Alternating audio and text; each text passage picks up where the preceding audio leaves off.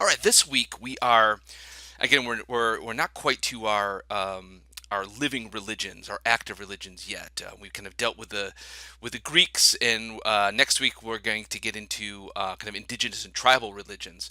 But this week we're still kind of dealing with kind of the concept of religion as a whole, and rather than again just kind of reiterating going through what was in chapter one of the textbook, I want to zero in on a couple of thinkers, which I think really nicely illustrate some of these broader spiritual, mystical, mysterious ideas that I think apply to the vast majority of the religions we'll be looking at. And so the first thinker I want to talk about this week is this guy named Joseph Campbell. And I'll talk more specifically about him and his work in a moment. But Campbell is one of these guys that he passed away I think in 1987. But he was an academic, and he was deeply interested in religion and mythology, and particularly kind of the pieces of mythology, kind of the parts of the story of individuals, of heroes, for lack of a better word, in sacred texts and narratives, things that he found that kind of connected lots of religious and mystical and mythological narratives around the world.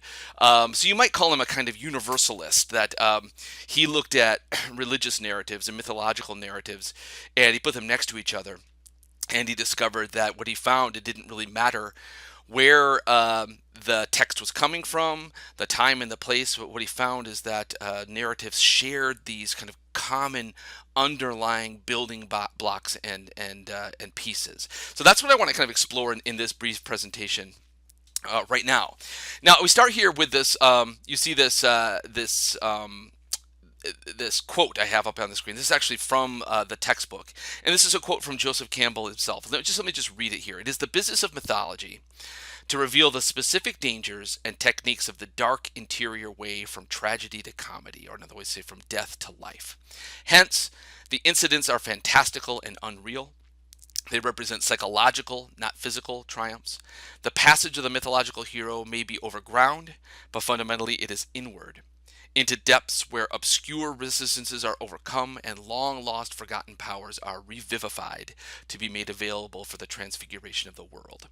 All right, that's kind of a fancy way for saying is that Campbell, what he saw in mythological stories, particularly kind of hero tales, was kind of his big thing, what he's best known for, is he said the reason that these hero stories seem to repeat themselves across texts, across generations, across cultures, in books, in fiction, in movies, in television, is that it reflects kind of an inward journey that we're all going through.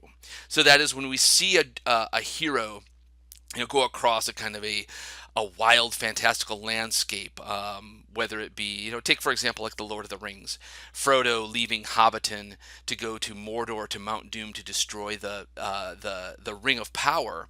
What we're really watching, Campbell argued, is the Frodo's kind of journey represents kind of an inward journey that we're all going through. There's something kind of inherently that we recognize in these stories, even if we can't really put our finger on it. And so that kind of the journey of the hero is essentially a spiritual journey. And it's the journey, it's a path that we're all on. And so Campbell's argument is that you see this story kind of repeat itself and spill out in the sacred stories and in the secular stories in cultures since the first time that human beings were creating narratives. So Campbell himself was here he is. Like I said, he was a professor. He spent most of his career at Sarah Lawrence College out east, and he's most famous for this book, The Hero with a Thousand Faces. And he wrote it, I believe, in the 1950s, and it's never been out of print. And this is kind of the thesis that he was most famous for. And kind of the title of the book gives it away, is that what he did is he went around, again, in a pre-internet era, collecting traditional stories, mythologies, sacred stories from around the world. From the very widely known like biblical narratives and Greek mythological narratives, to kind of collecting stories that in Campbell's time still existed just in oral form. You'd go to tribal peoples and transcribe their traditional tales. And his grand thesis was, like I said, when he put these stories next to each other, what he found is that if you boil them down to these essential elements, you could make an argument that we're all telling the same story over and over and over again, albeit with the uniqueness of a particular culture and the uniqueness of a particular hero or heroine. Campbell said that at root, it's all part of what he ended up calling the hero's journey, or the monomyth, that is, I get kind of one myth. And it's a theory that's it's not all that in favor today. Scholars who study this kind of thing are much more keen to kind of to zero in on the uniqueness, things that make culture stories different from one another. The pendulum goes back and forth, but I still think there's something to this, and so Campbell's theory of the hero's journey of the monomyth suggests that a hero, and usually in most of these tales it's a masculine hero, although there are feminine examples.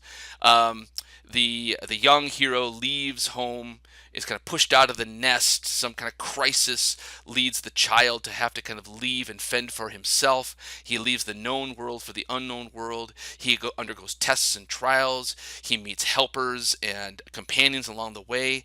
And ultimately, he has some experience where he confronts and faces up with death. Sometimes it's a literal death, sometimes it's a figurative death. So often it involves the hero kind of going underground into almost a kind of quasi tomb-like area, and but has to emerge from that bleak adventure, restored, reborn, changed, and ultimately returns home a transformed figure. So you can even see in this little cartoon here what story, again, if you know your Disney stories, what's suggested here. This is the Lion King, and in fact, the Lion King, the narrative of that story, was one that was written and deliberately patterned on Campbell's ideas. They kind of took his ideas as a roadmap and created a story, and no one can argue with the success of that story. Millions and millions of people have been drawn to that.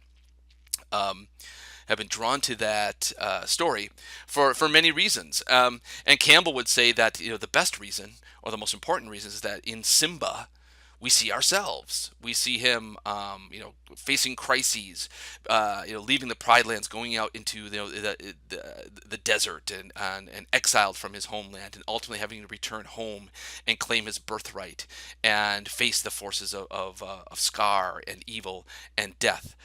Campbell says that in big and small ways, this is what we are doing. This is what we are always doing in our lives, and so the monomyth mythology, whether be it a sacred or a secular tale, Campbell didn't like that differentiation at all. He said that's all kind of part of the same thing.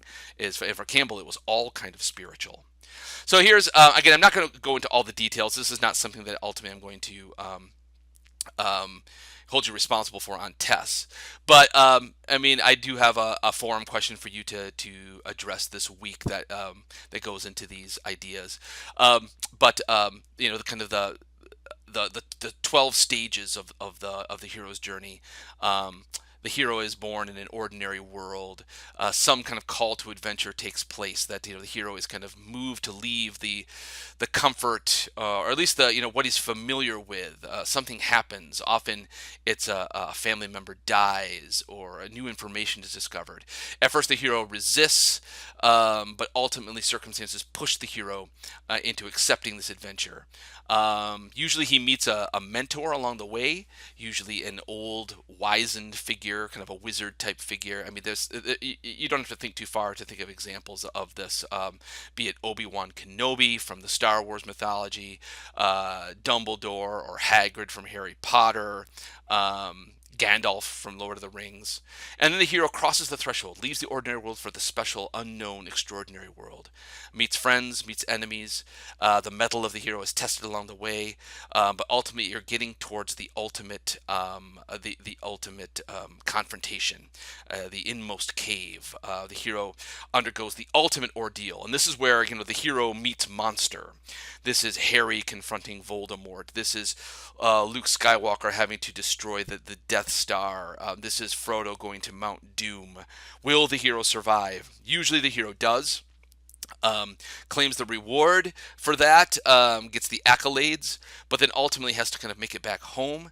The hero is reborn and changed. Maybe comes back home with what Campbell called the elixir, any kind of special gift or object or a magical knowledge that might help his homeland, and then ultimately returns home, but forever changed. Sometimes carrying a deep wound, a scar, a lost finger, a lost limb, some kind of permanent reminder of the cost of that particular adventure.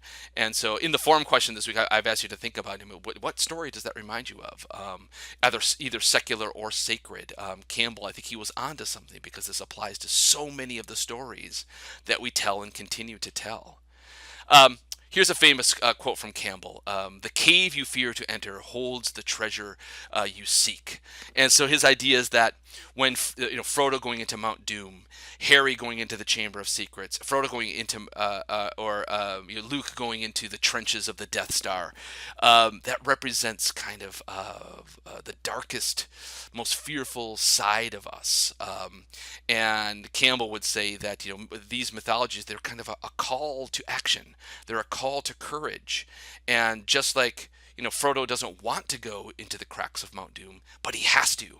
And so for Campbell would say, for you to grow, for you to be, reborn, so to speak, you have to enter that cave, and you have to face the monster, because on the other side of the monster is the treasure you seek, your own growth, your own spiritual development, and then you can kind of return and give that gift back to the world. So this is not just Campbell's ideas. This is a very Greek idea. Is that if you want to lead a meaningful life, you have to suffer. You don't live a meaningful life by walking away from suffering, by avoiding suffering. We live in a very suffering-avoidant culture. We have a culture that is a really difficult time talking about the meaning of suffering. We see suffering, I think, inherently as a bad thing. Of course, nobody wants to suffer. But one of the messages that certainly I see undergirding so many of the religions, both defunct and living, is that suffering is the only way to truth. Suffering is the only way to meaning. It's only through suffering that you become who you're supposed to be. To become closer to God, like God, to imitate the gods, whatever religious tradition that you're talking about. So keep that in mind. I think if we have time, we can come back to this, and we can see where this kind of pops up in the various stories that we'll encounter. But I think you'll see it fairly easily. Here's just a nice. This is just one part of a larger slide that kind of shows Campbell's ideas using examples from, well-known stories from the last 20, 30, 40 years or so. Harry Potter, Star Wars, The Matrix, Spider-Man, The Lion King, Lord of the Rings. And it gives kind of these examples of the hero in the ordinary world, the call to adventure, and then down the line, the refusal of the call, the meeting of the mentor. So your hero, Harry Potter, Luke Skywalker, Neo, Peter Parker, Simba, Frodo. Campbell would say they're all part of a foundation. They're all part of these building blocks, and they all make use of this story that really hits us in a spiritual kind of way. Now, I'm sure some of you recognize this particular tagline. This is, of course, the famous tagline that shows up at the beginning of every Star Wars film, a long time ago in a galaxy far, far away.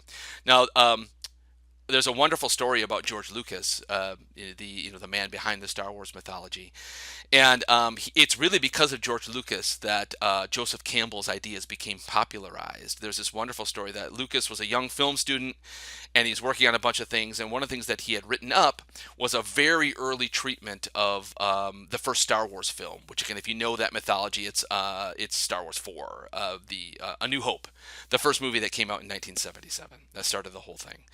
And there's a story that Lucas had written a treatment, like an early script of that work, and he had finished it, and he had kind of put it in a drawer. This was one of the things that he wanted to develop more later on. And then a friend called his attention to Joseph Campbell's ideas. He says, "Have you heard about this hero's journey? This mythological theory?" And Lucas hadn't. And he read it, and he was particularly, again, drawn to that 12 stages of the hero's journey. And what really blew him away was he read that and he looked at the script that he had already written. He says, "Oh my gosh, I just wrote that story." And he had no idea about any of these ideas that Campbell had, any of these the building blocks of the hero's journey, and he's blown away by this. And so for him, it was immediate proof that the story is in our bones, it's in our DNA. He just wrote that story, and just kind of came out of him, and it happened to kind of map very nicely against the Campbell's hero's journey. So what Lucas did then, he went back to the script and he actually tweaked it so it would adhere even more specifically to those stages, and that's the script, that's the story that ultimately became Star Wars. And again, like with Harry Potter and like with The Lion King, who can argue with whatever you think of those mythologies? And I'm not saying that these are beyond criticism, but you can't argue with the success of them, and you can't argue with how embedded they become in our culture. If Campbell were alive, he would say, "See, that it all boils down to these essential kind of spiritual transformational journey elements that we're all going to. That's why we're drawn to these particular stories." So like I said, if we have time, we can come back to this. I'm eager to hear what you write in the forum questions where you see these kinds of things taking place. But if we kind of take this, if we move to kind of specifics about some of the living religions we'll be talking about. I think you see some of these elements of the hero's journey, or the hero kind of facing death and getting to resurrection, getting beyond death and being reborn in some kind of way. You find it in lots of religions. The Buddha in Buddhism undergoes kind of a transformational experience. The Mahavira in Jainism, his path tracks closely with the Buddha's journey. Moses, if you're familiar with these stories, Moses goes to the desert where he is called to adventure by the burning bush, and he doesn't want to go, but circumstances push him out of the desert to Egypt, where he goes to lead the Jewish people out of slavery. Jesus in the Christian narrative, of course, undergoes a literal death and resurrection. That's the linchpin of Christian theology. Rama, but a principal hero in Hindu mythology, has to go deep into the woods and face the demon, and return from the woods back, not the wood, kind of the jungle, as it were, face the demon, defeat the demon, and return home. Muhammad, the last and principal prophet in the Islamic tradition, has to go out into the desert, up into the mountains, where he receives his call. He receives the divine message, which becomes the Quran. So, they're all different. They're all unique. They all have their particular kind of cultural and unique flavor to them. But Campbell would argue that, again, if you boil them down to kind of the structure of their narratives, they really all belong to the same story. So I'm eager to hear what you think about this, where you see this story popping up elsewhere, and yeah, I'll talk at you soon.